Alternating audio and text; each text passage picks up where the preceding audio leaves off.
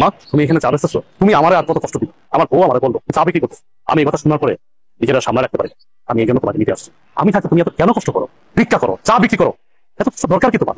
আমি না তোমার সন্তান, তুমি না আমার জন্ম দিছো, তাহলে এত কষ্ট কেন করো আমা? বাবারে, কিছু কিছু কষ্ট সন্তানের ভালোবাসার জন্য করতে হয়। আমি চাই নাই ভালোবাসা, আমি শুধু চাই তুমি আমার পাশে থাকবা, সবসময় আমার পাশে থাকবা। তুমি পিছিয়ে কি করছো না করছো আমি সব বলিস, তুমি আমাকে মাফ করি। এখন তুমি আমার সাথে চলো, আমার বাসায় থাকবা, চলো। না বাবা, আমি তো তোর আগেই কইছি আমি যাবো না। আমি চাই না তোর সংসার অশান্তি হোক, তোরা ভালো থাক, এটাই আমি চাই। তুমি এটা কেমন কথা বলছো? আমার সংসার অশান্তি? আমি যেদিন থেকে আমার বউরে বিয়ে করছি সেদিন থেকে তো আমার জীবন অশান্তি শুরু হয়েছে। তুমি আর নতুন করে কি অশান্তি শুরু করবা? অথচ দেখো আমার বাড়িতে থাকার কথা তোমার, অথচ তুমি না থেকে আমার শ্বশুর থাকছে। শ্বশুর থাকতেছে নন স্টপ দিনের পরে দিন, রাতে পরে রাত, ভালো মন্দ খাইতেছে, ঘুমাইতেছে, ফিরতেছে, অথচ তুমি রাস্তা রাস্তা ভিক্ষা করতেছো, চা বিক্রি করতেছো। খারাপ লাগে না? আমার তো খারাপ লাগে। তোমার তো ন্যূনতম পালন চরিত্র আছে, অথচ আমার শ্বশুরের কোনো পালন চরিত্র নেই। আমার বউর কাছে আমার শ্বশুরই সব। যাই হোক মা, আমি তোমার এত কথা বলতে পারতেছি না, এখন কোনো কথা আমি শুনবো না তোমার। তোমার এই চার ব্যবসা রেখা এখন আমার সাথে চলো, এখন থেকে তুমি এই বাড়িতে থাকবা। তুমি এত কিছুর পরেও সেই তোমার মাকে বাড়িতে নিয়ে এসো, আমাকে তোয়াক্কা করে তুমি তোমার মাকে নিয়ে এসো। তোমাকে কি তর্ক করতে, কি তর্ক করবো তোমাকে? আমি এই সংসারটা চালাই, ইনকাম করি আমি।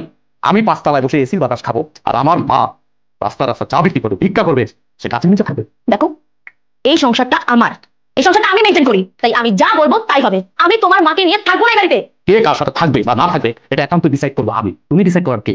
কে তুমি? কে তুমি বলো? আমি কে মানে?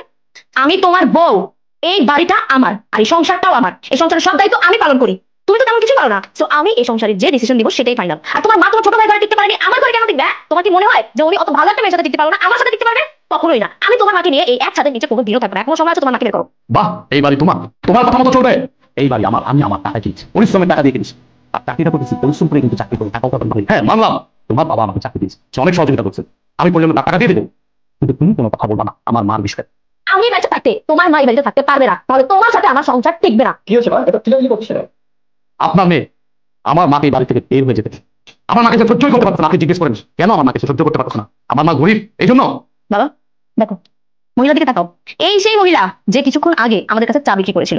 আর উনি আমাদের কাছ থেকে টাকা কেন নেয়নি জানো? কারণ উনি আমার আদরের শাশুড়ি, আমার এই হাজবেন্ডের একমাত্র মা, ফকিন্নি মা, যার কারণে আমাদের কাছ থেকে টাকাটা তখন নেয়নি সে।